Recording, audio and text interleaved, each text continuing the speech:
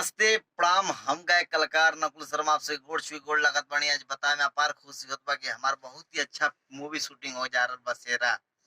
जौना मूवी के नाम बाटे शेरा और जना फिल्म के विशेष आभार बा जना पे हमारा पे और बड़े भैया बड़का भैया बहुत ही अच्छा वीडियो डायरेक्टर और जिन्होंने फिल्म के डायरेक्टर भी बाड़ा और डीओपी भी बाड़ा कैमरा में और भैया से मिलल जाओ बहुत ही अच्छा बहुत जोरदार फिल्म आवत बाटे शेरा। वही चीज की व्यवस्था में लगल बानी जा हमनी के उससे उसी वही फिल्म के बारे में सिलसिला चल रहा बा बातचीत चल रहा बाटे। भैया कुछ कहल जा। नमस्कार प्रणाम। देखिए हमनी का काम बहुत कैले बानी जा। अभी हमनी का फिर एगो बहुत बढ़िया बहुत धमकदार एगो फिल्म लेके आवतानी जा।